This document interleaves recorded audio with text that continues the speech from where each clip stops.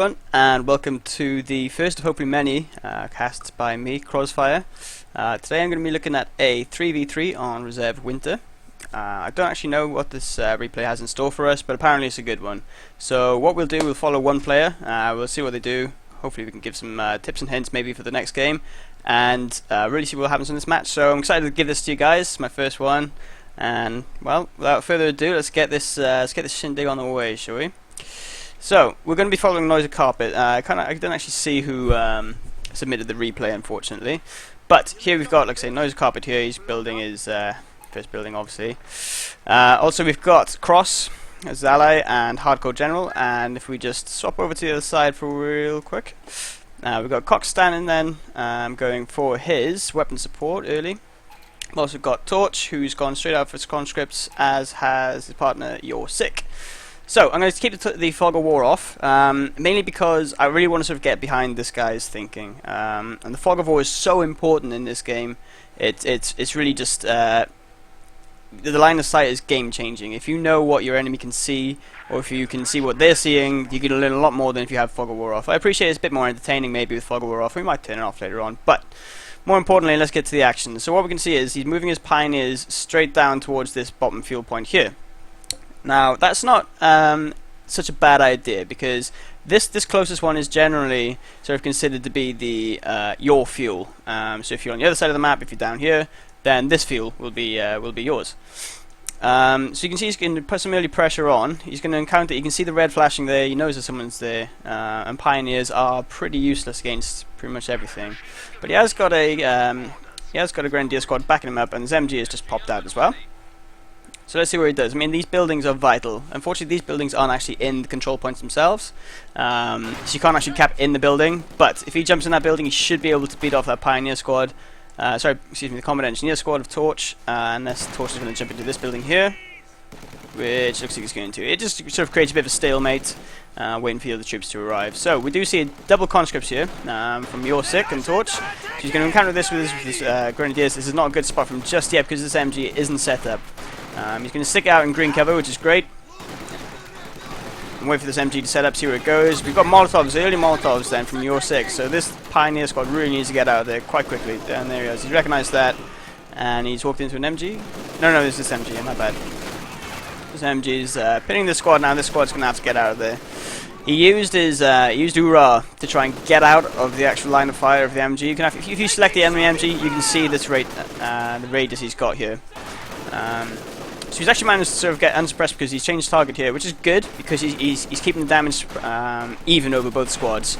But there you are, that squad's been pushed off, this squad's got much longer, but he's actually managed to cap it. So I mean, that's a bit of a mistake there from Cross, from not actually picking up on that and sort of suppressing that squad again. But like I say, he's going to be pushed off now in a second anyway. And there we go. So I think, yeah, he actually just lost his pioneers there, which has been unfortunate. He's going to get into the building first. And he's actually managed to get into the building, which is nice. So he's just stuck outside now. And he's being pressured by this MG squad, which will get him out very quickly. As you can see, health is a premium earlier on because no one really has med bunks straight off, and no one builds the upgrade for the Russians either initially because it's quite expensive. So he's actually lost that squad. That's terrible of him. He really should have got that guy out a long time ago and recognized it. Maybe he thought he got in the building and just left it. So what we're going to see now, they're going to sort of lock this area down. This area is important for maintaining their fuel, especially as they haven't actually got the other fuel. They doubled up on this one, the further one away, but they've been able to push off a double attack as well. So it's kind of evened out. But as you can see, they're actually starting to go for the cutoff now here. And his mortar squad has recognized this. He's probably going to start mortaring around here just to see if he can get some lucky damage off as his grenadiers retreat through back. Yeah, so it's only an engineer squad. He should be able to take care of that pretty easily. And there you go. Grenadiers going back to secure that. So this fuel is going down. He's actually chose not to go in the building, so he's got a nice arc of fire going across all of this. And then hopefully with this other MG, yeah, this other MG then is covering this other entire entrance as well. So this is pretty well locked down for early game. Unfortunately, it has been cut off now. These grenadiers will be able to quickly rectify that, push off these engineers.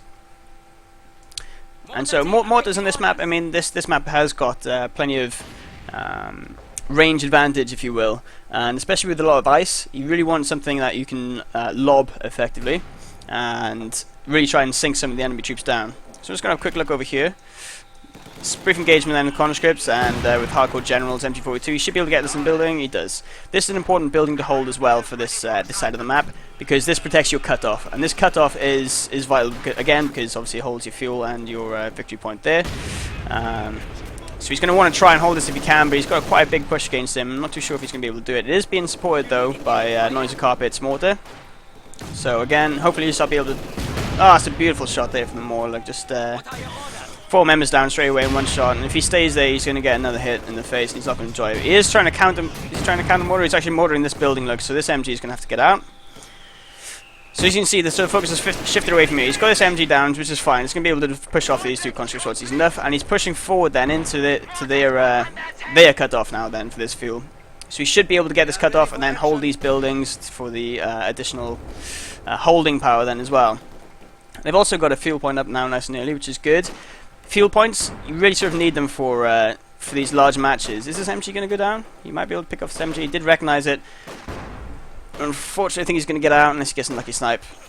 Oh, he gets it! Oh, that's a big, huge win for him. That's it's bad for the other guy, but yeah, big win for him. So he's going to be able to recover that and get back. If ever you see any dropped machine guns or any packs or things like that, there's two decisions you can do. You can either destroy them or you can actually just take them. Early game, you have to take them. You don't really have anything to damage them out. But he's been able to recover that, go back, and he's effectively taken. The 240 is cost for the Russian to actually make it, and he's also then recovered the vehicle, so it's completely a loss for that guy. If he'd gone back with his conscripts, he could have recovered the loss for like 60, 70 munitions, whatever it is, or 80 munitions. But as you can see, he's got this mortar coming in here now. He's actually got the 82mm. He hasn't got the commander upgrade one, which is a lot more powerful. But he's going to try and cap here. He's going to notice that quite quickly, and he's going to have to get out of there. So as we can see now, because this area has been locked down by these 2 MGs, or the 2 MGs are still there, and the other guy's holding it for him. He's now Noisicop is able to push across the map and push out this field point for them, which is really going to hurt the Soviets now. He's got this Flammenwerfer out. Flammenwerfer, excuse me. He's got his flamed up half track, should I say, which is a munitions heavy investment, especially for such a vehicle which is not that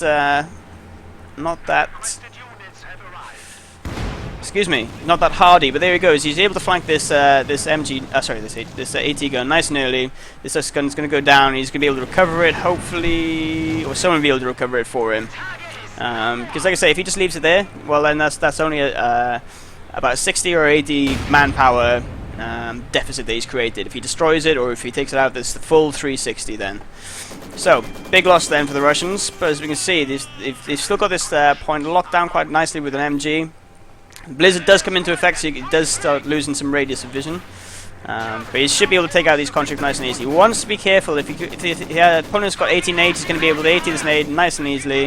And he's not got any, whereas NG is a bit far away to actually help out. But as it turns out, he hasn't. He's able to put him down, get a nice couple of kills, a couple of easy kills. Here comes the mortar then from his own mortar. You want to be careful about this. You want to be using hold your fire, because you will start hitting your troops, and mortars are very good in this game, especially if you land one. But it also hurts you then as well. This machine gun up here now has got a bit of veterancy, which is lovely. He's actually got this the fire incendiary armor piercing rounds. Something which you might not know. If you're in a bit of a stalemate against a Russian Maxim, he's got the Maxim in the building, and you've got veterancy on one of your MGs, walk your MG right up to it, head up that ability, and it just tears through the building easily, and it just wipes out that machine gun. Because the machine gun can't be suppressed because it's in a building, and it can't move because it's in a building, it'll just sit there and it'll eat the full damage rather than taking suppression and being getting a defense buff then from the suppression. But as I can say, because it's the Blizzard, he's got this reduced field of vision now, so this MG could easily be flanked now if the Soviets are smart about it. Unfortunately, we've got quite a bit of freezing going on, but he's going to get to this fire nice and easily, and he's really made this into a hard point. So what I mean by a hard point is he's got everything he needs here. He's got anti-infantry, he's got anti-tank, he's got his engineers about, or he's got his engineers somewhere. But this now is going to be a difficult uphill battle then for the Soviets. So they're coming in now with his shock troops. Shock troops are quite a good counter to a lot of the infantry he's got here. I mean, Panzergrenadiers will eat up shock troops. Oh, we've got a bit of a barrage on the go actually from the enemies this under this. He might be able to take it down, and as he's careful, he needs to move that back because he's not actually got any targets for it just yet. These shock troops are just soaking up damage from this MG, but he's going to have to back those out pretty soon because he hasn't got the backup for it. He's got this mortar, which is really low health, and he needs to get that out quickly as well. So it's a nice little defend. I mean, there's only 3 units that he's pushing with against the sort of the much superior force then of 6 or 7, but he's able to deny them taking this, and it's the time that it takes as well. The time of all these units. Tell you what, he takes down another Ziska, and that's really poor there. And the mortar. That's a great play by him. He sort of managed to push up on those flanks. I think the guy was hoping he'd get this flamer in to sort of support them in time, but unfortunately not. This flamer is going to get off some nice damage on these guys, but it's going to be short work when this half-track comes into play and really wipes them out. So let's take a quick look at his base. He hasn't actually got a bunker up for healing, but that's no worries. I mean, he's going to be able to get it up soon. He is floating a little bit of munitions, but you don't want to be too hasty with your munitions, especially as a German player, because so much of your upgrades are expensive. Things like the Panzergrenadiers Shreks, hugely expensive. You can't really afford to sort of keep losing them or keep upgrading many units of them. But however, he's been able to recover one Ziska, and he's going to be able to recover this one and the mortar if he can get some troops down here and use this half-track reinforced ability to his full potential. And he also takes down then this 200 point worth. Well, it's useless to that guy now. I mean, it's so early in the game, 11 minutes in. He couldn't have had that for more than a couple of minutes, so therefore the investment is really not being returned. We can see up at the top, but the middle has been pushed up entirely now. So I think this yellow chappy, HardCoreGeneral, must have had a bit of a hard time in mid, and he's backed right out. There's double snipers we see here as well, which are really... Ooh, T-34 out, okay. T-34 is going to take a bit of damage. He might be able to take this half-track down if he's lucky. Ah, there you are. He's actually built the recovery medic station right here, so he can report, heal up his troops whilst in the middle of battle. This T-34 is doing a nice job of flanking around this AT gun. Has he got a Panzerfaust off? Panzerfaust is off. He can no longer ram. Can he evade enough damage? Yeah, he should be able to evade enough damage now with this... oh, beautiful. He goes straight in there. There's no counter in there apart from this T-34, which is now severely reduced in its... Oh, I thought he was going to do a nice bit of flanking. Unfortunately, he just sort of drove it right round. If he was using that building, he could have stopped the vision, but I mean, this is a big infantry push now against... Oh, and another T-34. He's really going to have to get out of here, and this medic bunker now, suddenly it's not looking such a great idea, because he's going to lose this area hard. He can't keep on this. And there we are. There's the mass retreat coming out now from Noisy Carpet. Was it worth it?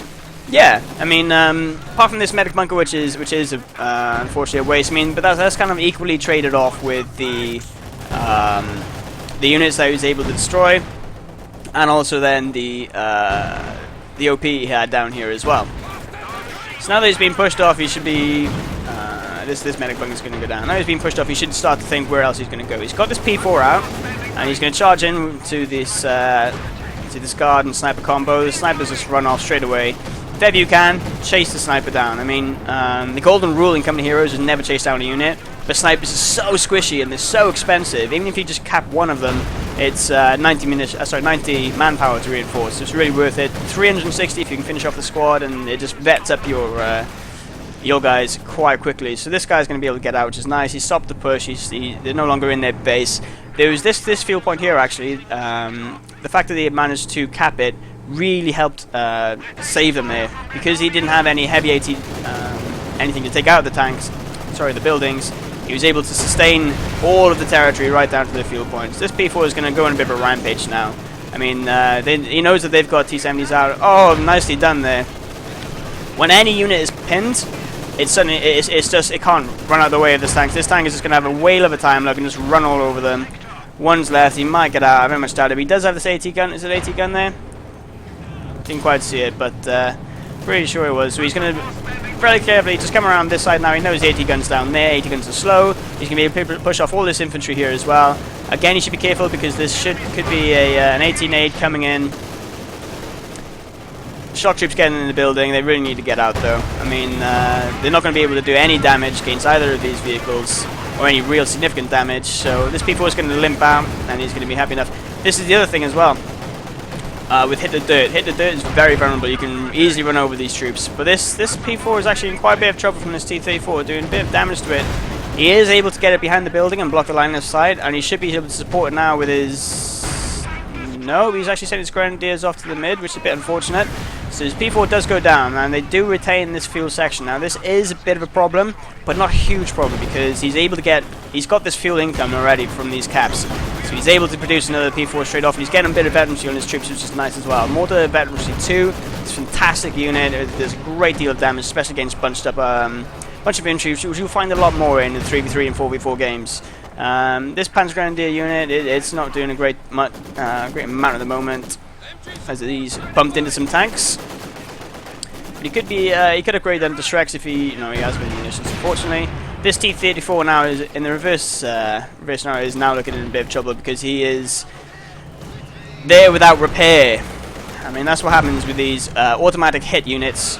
They just sort of, the automatic Grenadier and the conscript 18-8s and Panzerfaust, they will automatically hit your unit, no matter if you retreat out of vision. I'm not too sure if that's something that Relic want to fix, or they're going to leave it, because it does sort of warp the true side a little bit, but there we are. So this P4 is easily able to finish off his T-34. He upgrades to the MT-42 as well. Quick note about the MT-42 on tanks, guys. If you get any tank with, well, pretty much any tank with the Ostheer, you'll be able to upgrade it to an MG42. Now, what's great about the MG42 is it will shoot down enemy aircraft.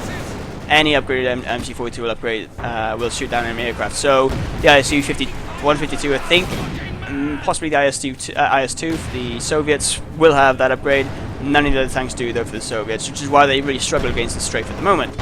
So, pushing forward, this T-34 is now in a bit of trouble. I mean, he's got, actually he's been able to reinforce this gun. Should he turn it in time, he might be able to pop a shot off him now. Unfortunately not. I mean, this T-34 is really, really weak, especially against the heavier tanks. This Panther's going to have a bit of a whale of a time, especially backed up by a P4. The T-34 is down. But I mean, the T-34 is cheap. What he's done very poorly here, though, I don't believe he's just done this, Koxstantin. He's actually just wasted an entire shock troop squad to try and reinforce this AT gun, and it's definitely not worth it. I mean, he can't take down any of the tanks. He's such low health anyway, and the shock troops are such a high manpower unit. I mean, there's 480 manpower he just wasted there trying to reinforce this one AT gun in a battle he was never going to win. He should have cut his losses, get out of there. Number one rule, keep your squads alive at all times. Keep your squads alive, like this guy here, who's on bugger all health, but he's able to get back and heal up and get all of his mates back together, and he keeps that veterancy as well. So these two snipers have been quite prominent throughout the game, 14 kills there and 12 kills there, so they're doing a decent amount of damage on the Germans. They paid for themselves through the death of the Ostheer. You can see a bit of trouble down here for... I don't think he's realised that there's snipers here, two snipers here. He's trying to chase down this S-85. He might be able to pick it off, though, because the two guys still have the Shreks left. Can he pick it off? Another shot. Destroyed engine. Well, he's going to be able to stick that one out unless these snipers can get a flank on him. I can't quite see it because I'm going to have to fog a war off. No! The snipers come around then. 3 snipers there, and they take down the squad. Just a huge loss there then for Mr. Yellow player. HardCoreGeneral. Unfortunately, he didn't realise that the snipers were behind him. He lost a Shrek'd up Panzer Grenadier squad. A huge loss. But there we are. This gun has been left here for quite some time now, this PTRS anti-tank rifle. If ever you see it, grab it. Doesn't matter if you even grab it with your engineers or pioneers. It just simply is denying the opponent the opportunity to have that. So when you see a Shrek go down, grab it. Doesn't matter what you, especially if you get like shock troops with a Shrek. Happy days, because they can suddenly, anything they encounter, they can start to give them a bit of a problem. So there's a bit of a lull now in the system. We've got this MG still here, not even moved it. There's mines up around him as well, which is happy days. But this cutoff is being challenged now, and this cutoff will stop them from getting this fuel, which, it's okay. It's not the end of the world. They've still got their other fuel point down there, and they know that they've got more fuel than the Russians now. They've had more fuel for quite some time throughout this game. Let's have a little look at what's going on around here then. So we do see flamed up engineers able to easily push off this Grenadier squad. Unfortunately, he's going to have to get out of there. He should be able to get back without freezing, but your troops do die on freezing, and it's very sucky when that happens. So we see there's sort of a bit of a spread of forces. This is the trouble when you play 3v3s or 2v2s, especially with players you don't know. It's very difficult to coordinate your attacks and to really direct where to go. The best thing that happens, or the most difficult thing to counter when you're playing these matches, is a group concerted effort. If they do a big push with a couple of different flanks in one area, it's good night Sally.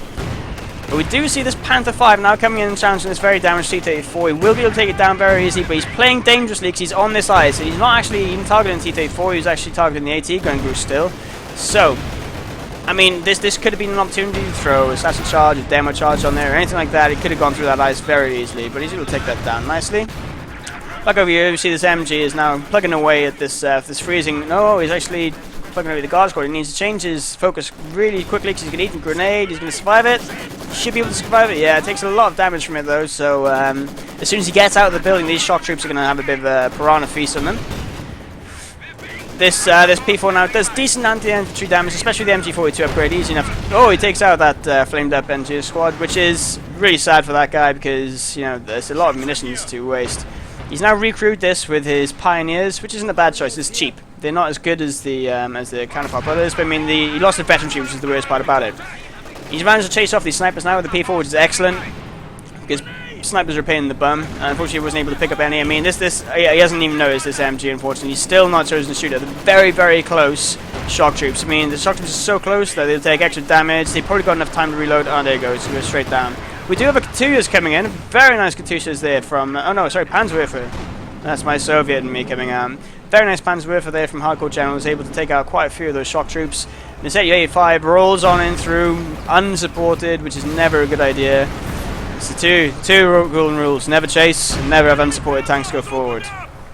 Because look, he's encountering these guys now, and it's such a stalemate because neither of them can really do much damage to either. He might get a lucky kill off every now and then, but he's revealing his positioning. The enemy knows that he's there, but he is supported by another Su-85. So I mean, he's definitely pushed the tanks off for now.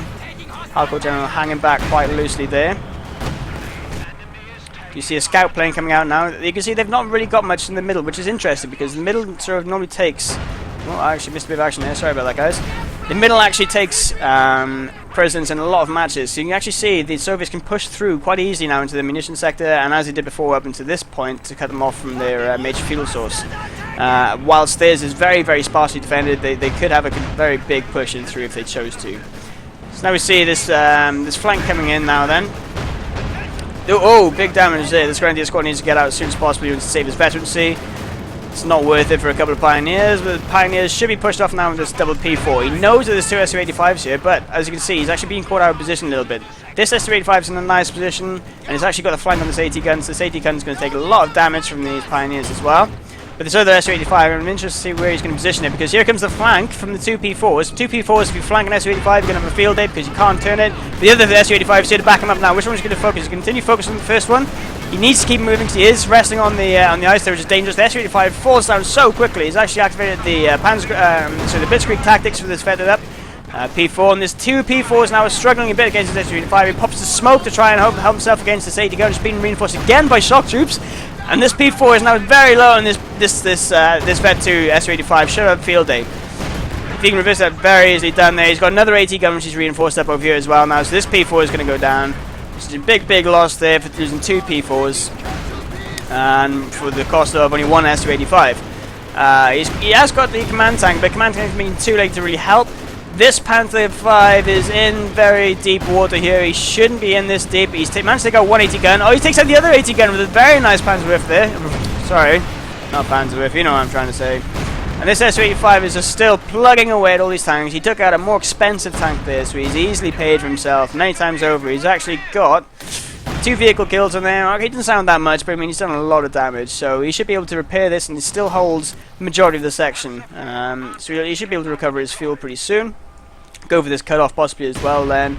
So they're on the back foot slightly now. You can see the territory of the Soviets has vastly increased, and that the Germans are sort of suffering a little bit. They've still got plenty of fuel income.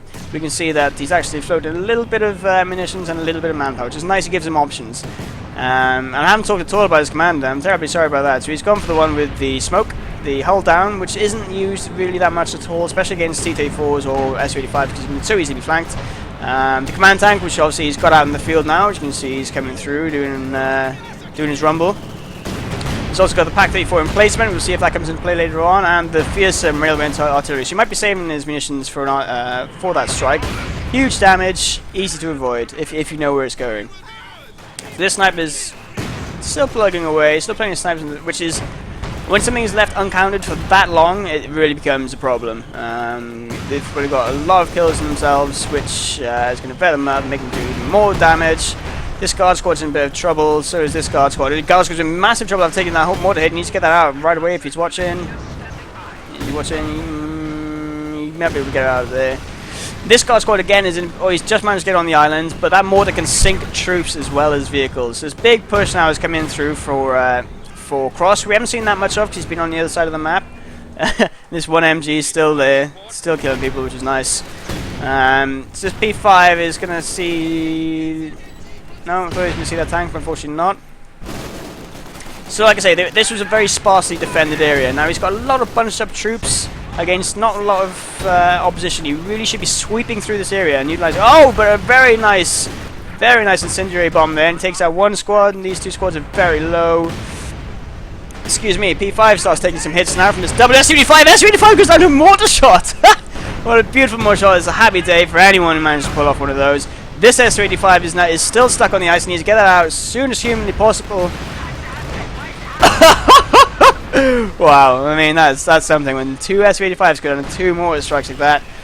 Happy days, man. That guy must be having some beers tonight, look. Excellent. So, I mean, they're actually they've managed to take all their forces from this top VP and bring them down to try and help this push that's happening in mid. Unfortunately, they're going to slow it down a little bit there by taking out the half tracks. There's no more reinforcements. This guy needs to get out. This guy needs to get out. And this P5 is taking quite a bit of damage from the Su-85s, who do have the range advantage. Quickly see the counter push coming through. I mean, the Brumbar, he's not going to be doing a great job against the AT gun and the Su-85. They should be able to push the Germans off for now. We'll see what happens from there. On this side, we do see a rogue Panzer Grenadier squad coming down, seeing what we can do against T-70. T-70 quite late in the game, but I mean, it's great anti-infantry unit. If you vet it up, it can eat shots, and especially if you are able to disable an enemy tank and get around the back, those T-70 shots hurt. He's able to take down this gun, which I believe was recruited by shock troops. So that means it's a 40 manpower each. So if he manages to take it down, is he going to stick about for it? He's got he's very cold there. He might lose his troops to cold if he's not too careful. Yeah, and he gets straight back out of there. So as you can see, they diverted them in the middle and managed to draw all the troops down and are able to push back again and take this fuel point, which is vital for them. Just denying, more than anything, denying that to them, because they've had this fuel all game. Like I say, they know they've got the fuel advantage. Oh, one Panzer Grenadier goes down. Hopefully he should be able to make it back into base. We do see now he's getting T-34, another T-34, excuse me, another Panzer IV coming out. And a big push coming through now with infantry out of the base. He's probably going to blob it up and then individually send those units to the right locations and sort of, or do it en route, which is time consuming. So this MG has now met his match because I've just seen a vehicle sneak in here. Let's have a look what it is. Yeah, so this Su-85 is going to just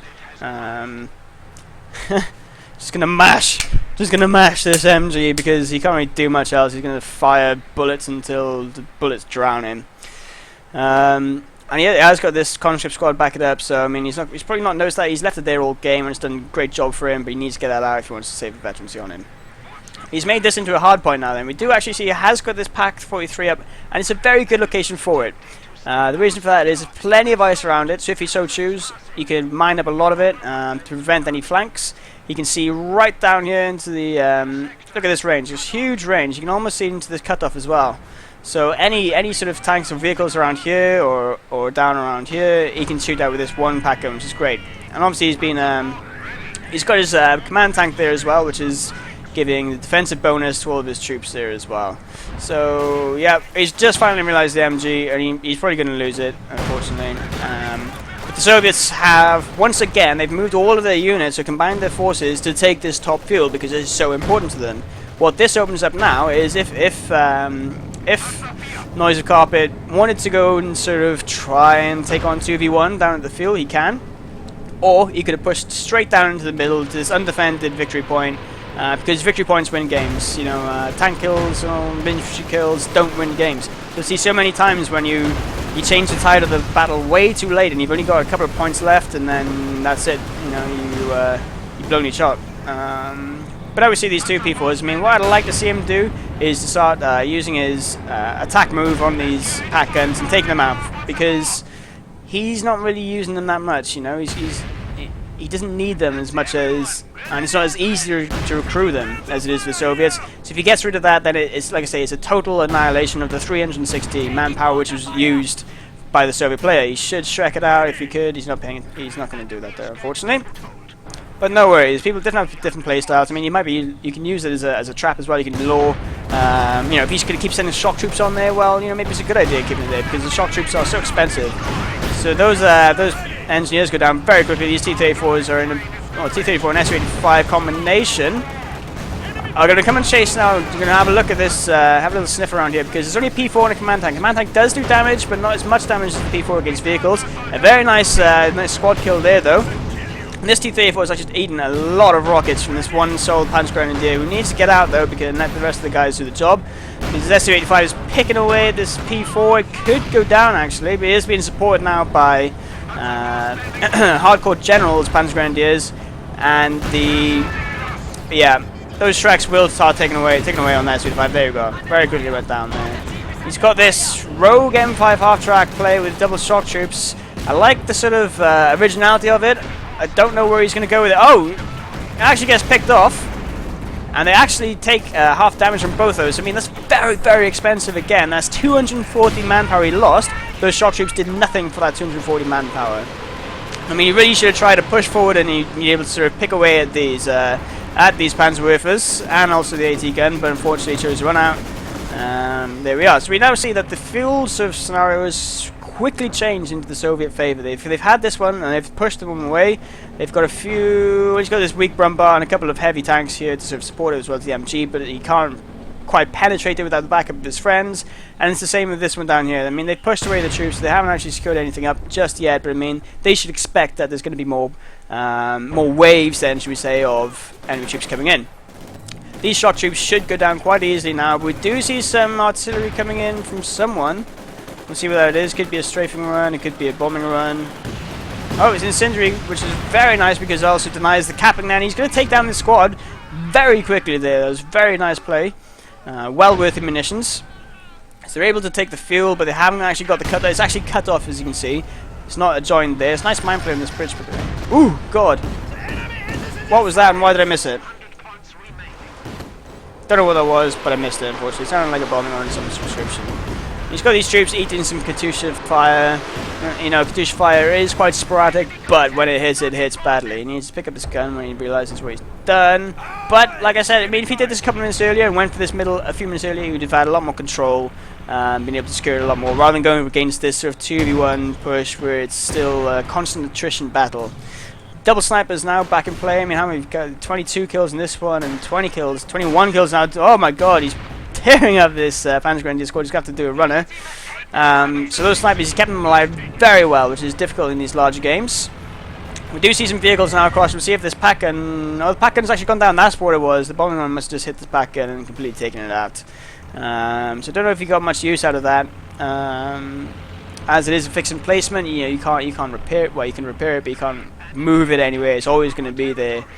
So it makes it for an easy target for those stationary, high munition but high rewards call-ins. So this Panzergrenadier squad, I mean, he's not going to have a nice time here unless he gets a very great grenade, which he doesn't seem to be doing. But I mean, he's toying around with what they're trying to do. The scout plane is still overhead now. You can see he's got his forces split. Not a bad idea, but not a great idea either. He's not able to commit fully to one or the other. So he's it's quite wishy-washy. These bigger team games need a full commitment in one area, you know. Obviously you want to try, like that machine gun paid off itself earlier on very neatly. So this Panzergrenadier now with the buff from the P4 command tank. Wow! P4 command tank takes 3 down in one shot. It's actually got 14 kills. He's probably very close to paying for itself, if he's not paid for himself already. But he's encountered some fire from the S-85. He wants to get out of there as soon as he can. He's also got marked vehicle on himself, so he's going to be taking increased damage, but he goes down very quickly there. These P-Grens are now in a spot of trouble. But he could take out this conscript squad if he pays attention. I don't know who would win this battle. This move before some brick walls. But one goes down. I mean, this conscript squad, even if it goes down now, he's really sure to pay for himself. He's getting flanked. He's going to lose that Panzergrenadier. A bit sad. This is what happens. He's got this engagement on this right side, which he's been focusing on.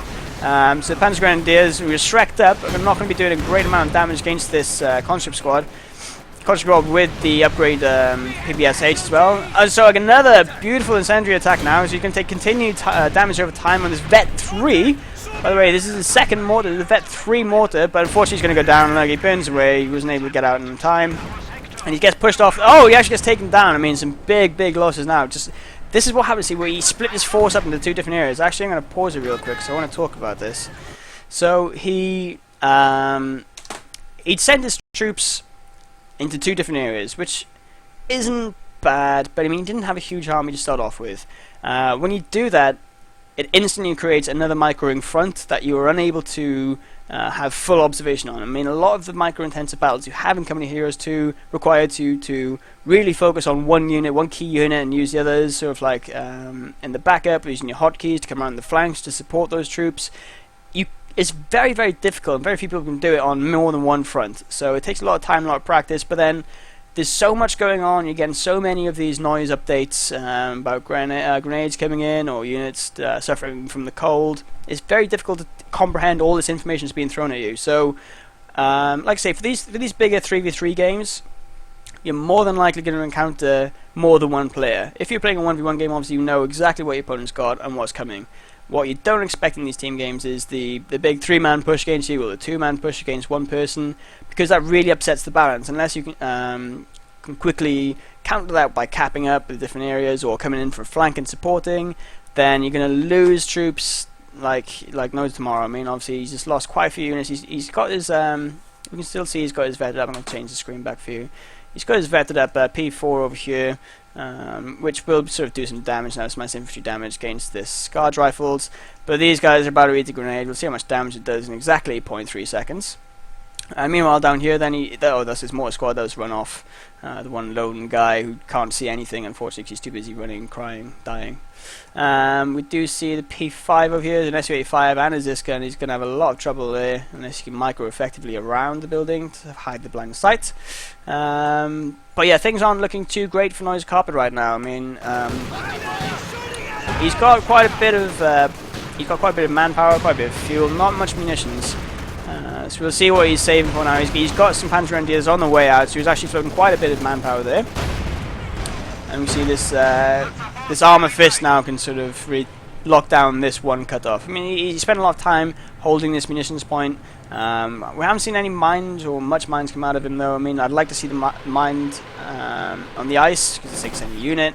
Also, some demo charges would be great. We haven't seen any pioneers or engineers with minesweepers. So this SU-85, very easy taking down the P5, and again, he's paid for himself now. If he loses this vehicle, so what? He's paid for himself. He's taken out a more expensive opponent, but he's going to be able to limp away because they've got no form. Oh, he's not. He's going to stick about because the shock troops are going to back him up. This Ziskan's in a bit of trouble. He should be able to, if this guy was paying attention, he should turn his Ziskan and start barraging these units. I get some nice with a huge grenade from the shock troops, taking out 3 Panzer Grenadiers. But he's going up against Vet 3 Shrek Panzer Grenadiers. It's a difficult battle to call, because obviously 2 of them got Shreks. They haven't got their automatic rifles, which are doing the infantry damage. So, and he's freezing. They're both freezing now. It's a battle of time down there for those guys. Let's have a little look up here by the fuel then. So up to this fuel point, we can see that it's heavily defended with tanks. He's managed to keep these P5s alive. 16 damage, 16 kills. This guy is very close to that one. They're going to eat nice Katyushas. Katyushas don't do a great deal of damage against vehicles, but they do. You know, it's over time. If you can get a couple of them off, you can get some precision strikes and veterancy. It's not the greatest way of moving tanks out of the way, but it works. You know. A lot of these abilities, you should think, instead of it just being about doing damage, it's about getting your opponent to move. If you're running away from something, you can't be doing damage to that guy. You can't run forwards and shoot backwards. But there we are. They've actually gone for more munitions point now, which is interesting. So they want to be using their commander abilities a lot more. They want to be upgrading their troops a lot more and using, getting their Shreks and things like that off. So, interesting decision to go there now, because they've got quite a few tanks. So this guy's got a lot of tanks now. He's actually got an Elephant tank destroyer on the field, which is fantastic if he can keep it at range. And it's difficult on this map. I mean, there's very few locations where you can safely put your Elephant and know he's not going to be flanked. Alright, there was a big explosion there. Didn't quite see where it went off, unfortunately. Huge push now then from Your Sick. He's got 3 Su-85s backed up by another Su-85. A lot of infantry coming in as well. This one P5 should go down quite quickly. Yes, it does. I mean, he's got 2 very damaged Su-85s. If you're paying attention, you micro these back a little bit. Meanwhile, Incendiary on top of this, doing a lot of damage to a lot of infantry. I mean, that was a very quick, very decisive play. And that's how fast-paced it can be. That's how much attention you can be paying at all times. And, you know, moving all of these units out of the way when and where possible. So a lot of smoke is going to slow my computer down a little bit. Unfortunately, I'm running on slightly too high, so I wanted to look at the best graphics possible. These guys need to get out. They don't know that oh, they do now, because this Telephant tank starts taking some shots. That guy is being shocked, and he's going to be shocked even more when he takes another shot from this Elephant. A bit of a bug there with the 2 Su-5s or 1 for change. But there we are. That one goes down. I mean, unless he can get a flank off on this, which I don't think he's able to, because he's being supported by this Brumbar as well. I mean, this Elephant is going to go to town. Let's just take off the fog of war real quick. I mean, yeah, he's got a couple of vehicles. He's going up with an Su-85 or a possible flank, but he can't do this head-on battle. It's you know, an Elephant is a tank destroyer. It destroys tanks. You can't sort of just charge in there with a tank and hope that it's going to beat it. That defies the point a little bit. So we do see he is crawling up, and this Brumbar has taken a lot of damage now. So I mean, unless this Elephant can turn, get a nice shot off on this guy, that'd be great. This Brumbar might be able to get some shocks off, but he's not microing it at all. So unfortunately, this guy is going to go down. And that was a bit unfortunate. So this Iron Fist he had right here quickly decimated at the cost of 2 Su-85s. I mean, again, it was not a smart trade-off for this guy. And this Elephant now is out of position. He's unsupported. And here he is. Look, this is the Su-85 that went on the flank, and he's behind this Elephant now. So I mean, it's a cumbersome battle of who can micro their tanks better. I mean, if he, yeah, there you are. He's going to go around, but I mean, he's going to be caught in this corner now. He can't he doesn't have any area to back up and reverse. It's going to be shot for shot. If he can get any shots off, he could try and get out here, but he's going to, like I say, he can start getting more shots. No, he can get a flank round, but he's not doing any damage. Like, he's not shooting. And here comes the backup then from our friend Noisy Carpet, who's got the P4 command truck even. Quickly takes out this Su-85. So, again, he went for the flank. I can see why he went for the flank, and it kind of was okay. Well, it wasn't okay, it did no damage at all, but it wasn't supported by anything. He didn't have anything there to protect his Su-85, which has got such a low turning rate that, you know, you really need something there to help it out. So they do maintain the fuel control for now, but unfortunately that is going to be quickly changing over the Soviet hands. And down here, this uncapped fuel point is being capped up by the Soviet. No, it was just being decapped. Okay, and we have a P5 from HardCoreGeneral, getting an Su-85 down there. Meanwhile, we see that Noisy Carpet, he's making another little push towards the middle. He's got his tanks on one side and he's got his infantry on the other. Is this smart play? It's not bad. He knows this is undefended, so we can decap whilst his troops got nothing to shoot at. And his tanks are going to go on a bit of a field day. There you are, look, Shrek and a DP light machine gun now for this Shrek squad, which is, even though it's very fresh, it's very dangerous. So we can start taking some pot shots at this command tank and hopefully doing some damage. We need to get out now. He can't stay any longer. He's got the Shrek, one guy left with the Shrek. Unfortunately, can't take off the shot. Again, 480 manpower straight down the sink. It's never a good idea to waste shock troops like that. You see, this Su-85's taking damage from this huge range. Look at this huge range. He's taking a shot from all the way over there, look. Beast mode. Another bomb going down somewhere. Unfortunately, I can't pick up on those, and especially I haven't got my fog of war on.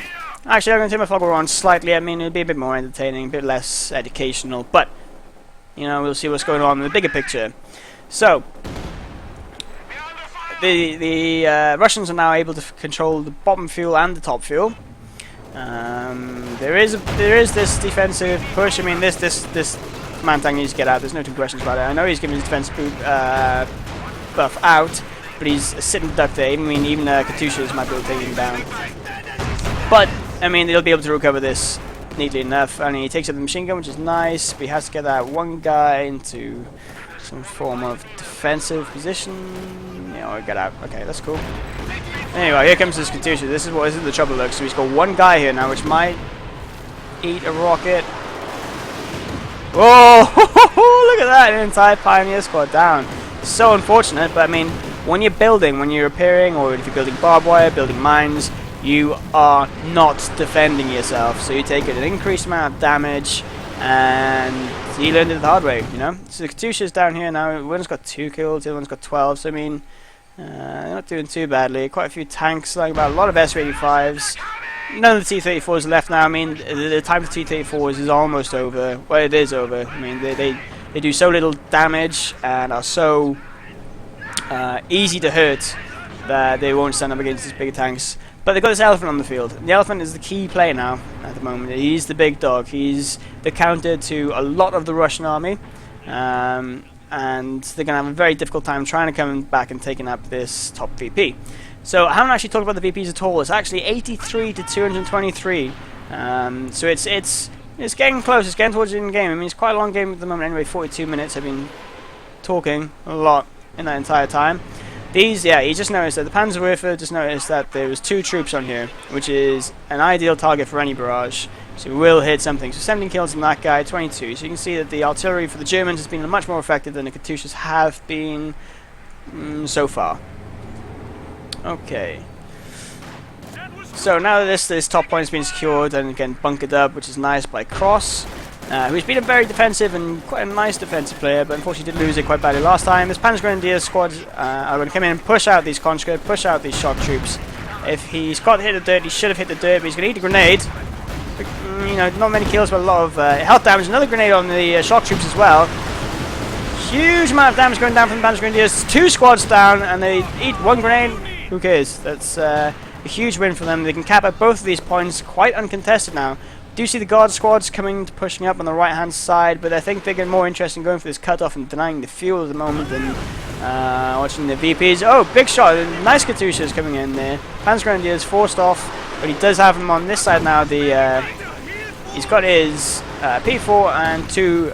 Again, this is difficult. I mean, he knows the Katyusha shots have just gone off, so he's able to afford to do this. But having 2 pioneers or engineers repairing 1 vehicle is asking for mortar, is asking for something. So unless you're very clever and baiting it very successfully, just watch it.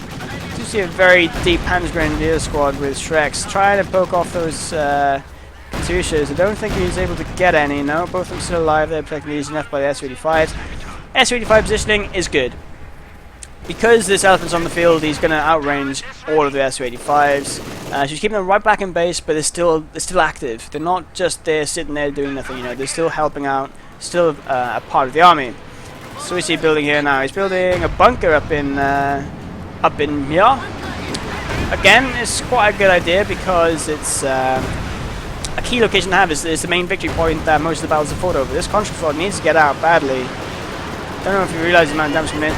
I mean, that was a nice attempt at the Katyushas. Unfortunately, he moved everything out of the way, which you don't really do a great deal of, because when you blow up so badly, you sort of are able to take a lot more damage from aerial effects. But there you go. It takes out the conscript squad nice and easy enough. No real damage done to him whatsoever. And now he's got a secure foothold in this mid, especially with his Panther 5. I believe his first Panther 5 of the game. They are sacrificing this other fuel at the moment. This KV-8 there. It's like called the LOL tank, because it just comes in and just sprays you with fire, man. It's awesome. But he's big push now coming in with his tanks. He's going to try poking out again for these Katyushas. He sees them as a high priority target because, again, they're relatively expensive and he's able to hit them quickly. But this S-85 is going to go down to quite a bit of fire here, but he's at risk of losing P5.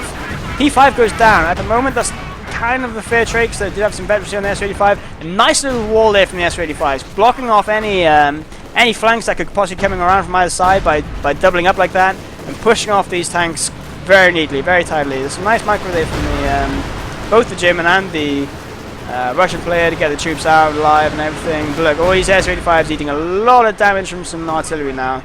So like I say, they might not kill the tanks, but they're plugging away, they're taking those little bites. KV-8 goes down to 2 triple vet Panzergrenadiers with Shreks. That's bad news for any tank. I mean, KV8 or not, you don't want to be walking into that because they have so much armor, so much health. Well, it significantly increases weapon actually. But a nice incendiary bomb goes down, and that does do a lot of damage, especially to these elite armor troops. I'm not too sure if the elite mechanic works in as it does in Company Heroes, but burning stuff works. And we have this KV8 now pushing on into mid. He might be able to take down this Vet 3. He does. That's very good. He's not quite paid for himself yet, though. I mean, that's all he's done is be able to take that out. If he can get it out, happy days, repair it up. Because he is being backed to this S85. The tank's there from our good friend, I've forgotten his name, I'm not selecting anything. Good friend, Noise of Carpet. I've forgotten what I was saying there. But you get the drift. I mean, again, he's taken out this other bunker placement. Very, very aggressive bunker play. Which hasn't really helped him out a lot, to be honest. It's a sinking of munitions and more on the manpower. But you know, there we are. You got to take those on the chin. It's not a huge loss, but the little losses do add up. Just be very careful of that. I mean, how many P4s has he lost this game? And you see how many S85s are still on the field, even though they're counted by the elephant. So it's interesting. Interesting things to think through. Even though the map advantage is now severely swifted across to the Ostheer player, and the reason that is the amount of infantry losses they sustained around here over the last sort of 3 or 4 minutes. They no longer have the capping power. They've got the shock troops still, but I mean, these are fresh conscript troops. He hasn't been able to vet them up whatsoever because he's been losing them very easily. And that KVA just goes down. I'm not too sure. Got the shot off. Might be in the elephant there. Pretty sure it's the elephant. KV8 didn't pay for itself. It did annoy the guy, but again, the whole three-way game of chess between your manpower, your munitions, and your fuel, he lost that game. The Russian guy did. So, and these shock troops are in trouble. They can't stand up against two Panzer Grenadiers. He needs to get them out. They're so expensive that you can't leave them there. I mean, I understand that they're desperately trying to get these VPs because it's getting a bit of a nail biter now. 63 points to 148. They really want to push it. Oh! There we go. Beautiful grenade on the ice. Takes down a whole Panzer Grenadier troop. Brilliant. So they're going to battle it out. It's longer now and then for this central VP. It is being backed up on this side. It has got a flank coming in now as well from the Brumbar. Brumbar, he's not in a happy place there. Those S-85s will start leading him up. And these Grenadiers pushing forward are probably looking to get a Shrek off on something. But yeah, they quickly walk into a machine gun. They need to get out of there. They're far too overextended without any backup, you know. So we do see a bit of a stalemate then. Both the Panzer Grenadiers retreating with one unit model left. Big bomb. Big bomb. Somewhere. God, I never catch these big bombs, man. Anyway. So they're pushing this, they're pushing their advantage further now. They are decapping or capping up top, but only with very little. I mean, he should be able to push this off quite easy with his forces he has here. And they've pushed straight through now from the fuel. They've combined their forces, like I said, and they've got this flank off. And suddenly, it's a lot scarier, especially when you're defending. It's a lot easier to attack with two players than it is to defend against two players. Trust me. So this badly damaged and engine crippled P4 command tank, who's done a good job. I mean, he's got 60 kills. He's got that veterancy as well, so he can blitzkrieg. He's got veterancy 2 now. He might actually give this S-85 a run for his money. I got excited for no reason, and of course it was the elephant over here just trolling me. There we go, elephant with 8 kills. I mean, he's got 6 vehicles destroyed. He's paid for himself. He's paid for himself very well, and the only reason he's done that is because he kept it alive. He's kept it right in the back and he's kept it alive. These guys are in a very difficult position, a very bad position, because this guy is doing area effect damage. But they're able to hang in there for now. Okay, at this stage of the game, I'm going to pause it again real quick, actually, and make myself big. At this stage of the game, it becomes this blind, the VP blindness. Suddenly nothing else matters because you've got so little VPs left and they have so little VPs left. You will throw everything and anything in the kitchen sink to try and get that locked down. It's not great and smart to do that. It's a huge waste of your manpower. I understand the sort of the desperation moves and if you can pull it off, yeah, but you're not very likely to. I mean, he left these troops in here. Look, one squad. He's got 3 squads in there, all very low health, very low model, against an area of effect tank, which he can't counter whatsoever. He's going to lose those troops, and those troops can't then therefore go back and cap the point. And you know, just to hold the VP for a couple of ticks, it's not worth it. It's not worth it. What he'd been a lot better off doing is getting a nice reinforced army together, coordinating with his ally and pushing through in a nice like sort of pincer move possibly. I mean, this wait, I'm on this screen. Let me change this screen for you 1 second. There you go. So take the fog of war out. Oh, take the taskbar out, I mean, for a second. This area here is entirely undefended by anyone. Okay? So this tunnel vision is happening where everything must happen on this island for these players because this VP is on this island and so this is where I'm going to send all my forces. It's not always smart, you know. If you just recognize the fact that you can still get to this island through this flank, then that opens up a lot of options for both players, especially the Russians, as they are they're not exactly pinned, but they've got a very difficult flank on this side here. The elephant is actually out of place at the moment, so if he was getting his Su-85s together, he could go ahead and flank that. It does have a bit of support though, quite a lot of support actually. Would you want to face that? I wouldn't want to face that, especially with Su-85s because they take forever to micro. What I would rather do is send my troops up and around and avoid the elephant altogether, or for as long as I could. That's you know, again, it's just little things like that do change the course of the play because they've had. If I just take off the fog of war and just have a look at these guys, excuse me. I mean, they haven't got any troops at base really. All they've got now left is these couple of units, these handful of units, because they threw away their infantry early. The Su-85s did go down. Katyushas have gone down also. That was always going to happen against an elephant. If you leave it uncounted for that long, it's going to happen. It's the same with the ISU-52, 152. If you notice it and you go, oh, that's a bother. That's gonna hurt me later on. No, it's gonna hurt you right now. It's gonna hurt you right now. It's gonna continue to hurt you right now until you get the effective counter out for it and take care of it. It's again a highly priced unit, so it's really hurtful for that guy. If he keeps it alive, if he gets it vetted, he is gonna be laughing because that thing will just destroy troops and tanks like there's no tomorrow. But I mean, I'm gonna finish off this game. I mean, there can't be too much left of this now because, like I say, the Russians' numbers have dwindled greatly. The VPs are ticking away actually. 60 left now. They're actually double capped, even though they've got no units left. They are double capped. So that, like I say, this is the VP blindness. They think we've got this. If we can just throw our troops in there, the tickers will automatically finish off the game for us. No, they've got this one held down very well now. As soon as they can enable capping and get rid of this one conscript guy. On this side, we do see a nice push though from the Russians. So, I mean, like I say, he's able to break away from this big front and divert it to another area. So this MG squad should go down. I mean, he is reacting. He is sending across a P5 now to come and help out as well, so we should be able to take it out.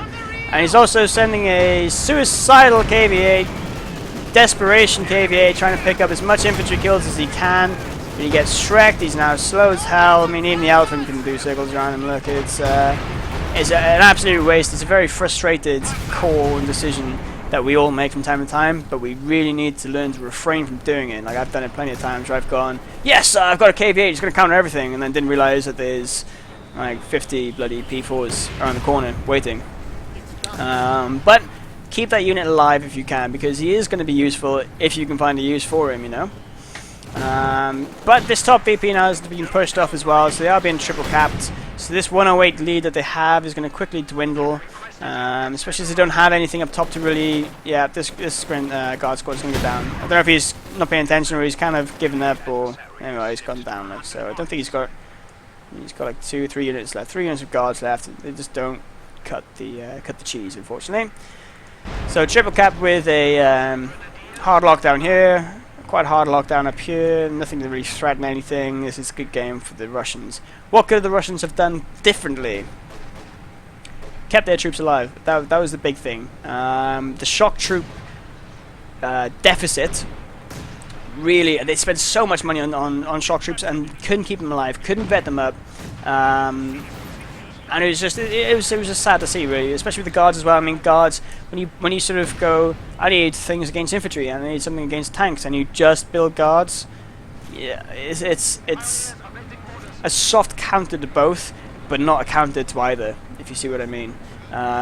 Guards are okay at supporting, you know, somewhere that needs a bit more of an oomph, supporting their Su-85s, for example, by buttoning the vehicles, or going and throwing a grenade against an emplacement. But they're not great again. They can't just go, I've got a guards army, and send it across like it's Panzergrenadiers. Panzergrenadiers can get away with that, especially when they're vetted up. They just eat so much damage. Even the Shrek'd up guys do quite a bit of damage to the infantry. This triple cap now, they're actually in the lead now, down to 39. We do see a little bit of an effort from the shock troops. Again, shock troops going up against a lot of Panzergrenadiers. Not going to have a good time. Goes off a NAF grenade. He's going to get out of there. Yeah, I mean, this is a good game. Another little effort up here. The conscript squad probably going to go down from there. I mean, he was trying to build mine. I think he went down in his own mine there. But you know, he's mining up nicely with these. If you see the little signpost means there's mines about. You know, it's very Warner Brothers, but kind of true to World War sort of standardization. So this conscript squad again is going to be picked off. There's 9 points left. This game is we'll wait for the replay to finish out. But yeah, I mean, when he's spamming out high cost, high manpower infantry such as guards, they are playback's over. Good game, guys. When you're pumping out these units like guards, I'm actually going to change to this screen. Guards and your shock troops are your premium infantry, okay, and they all cost more to reinforce. And it's up to you how you do it. You can just reinforce straight out of base using the standard, more expensive reinforce button, because they will reinforce then as guards. Or you can merge the squad with conscripts for the cheaper manpower, for the manpower upkeep of your own sake, really. But then they are conscripts within that squad. So they will do, like, the conscripts aren't as tough, they don't do as much damage, and